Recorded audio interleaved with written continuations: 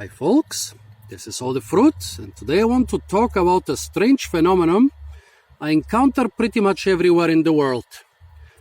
On every farmer's market, if you're at least a little bit within the watermelon season, among those big piles with huge round watermelons, there will be someone selling teeny tiny watermelons. No matter if it's Bulgaria, Germany, France, Spain, Italy, Turkey, Mexico, Guadeloupe, Thailand, Cambodia, Indonesia, Malaysia, everywhere where I go, on almost every farmer's market, there is someone selling those tiny melons, those tiny watermelons. This is Citrullus lanatus, the normal watermelon. So you might think, well, maybe some old-fashioned, strange, really rare varieties with very special taste, very hard to get, very expensive. Nope, those are the same varieties as the big 5 to 10 kilo watermelons you buy normally on the market. And usually those tiny ones are even cheaper. Like the big ones, the kilo price will be usually the same or higher than for the small ones. That means for a big one you'll pay 10, 20, 30 times more than for a small one. Very strange. Why do those people sell those teeny tiny watermelons?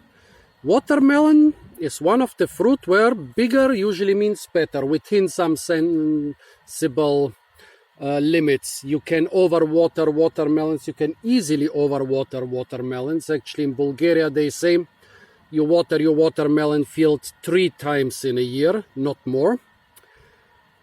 You can easily overwater watermelons, and then you'll get a lot of big and heavy fruit, which are not very sweet. But what happens when you underwater your watermelons? Well, I guess you get something like this here. Maybe you also get it in cold climates, but when I grew watermelons in Germany, I managed to get a nice 5 kilo watermelon. To be honest, I watered it too much because back then I didn't know that you shouldn't water them so much, so it wasn't too sweet. But how can you get those teeny tiny watermelons? I don't understand it. Usually there is a very sad looking person selling them. And usually you think, well, this person is sitting there, and even if they sell everything, they have all the 5 watermelons they brought to market, they're gonna end up with like €1 or 2. This must be a really poor person who is selling their last teeny tiny watermelons. Did they grow them in their garden and they don't know how to grow them? Did they get them as a present from somebody who had pity upon them and they decided they need the money more than the watermelons? Are there some workers on watermelon farms who collect the watermelons which have been thrown away? I don't know. Can you enlighten me on this riddle? Well, let's try this tiny watermelon. The guy who sold it to me warned me. He had a total of 3 fruit. He warned me they're a little bit underripe. I wonder why he picked them then. Well, the sound of this one, it sounds ripe. Well, I did not expect much. And it looks like I'm not gonna get much. The color is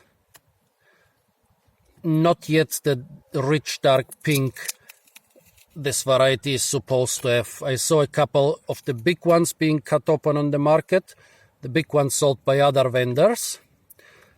And they were, well, basically they were the pinkest color you can find in this melon was basically everywhere in those melons. This is like some typical watermelon variety which is typical for Spain. I don't like the variety as much as the eastern varieties, but let's see what a small failed watermelon or failed watermelon cultivation tastes like. Well, almost no sweetness.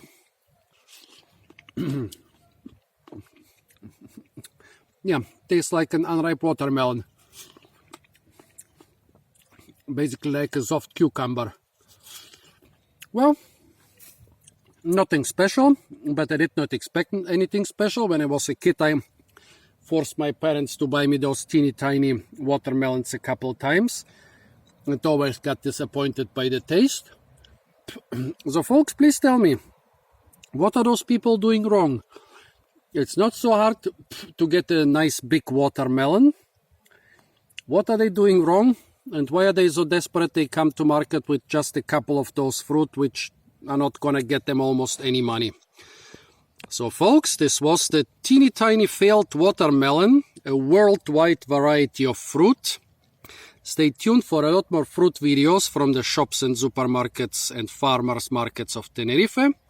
And don't forget to like, share, comment and subscribe.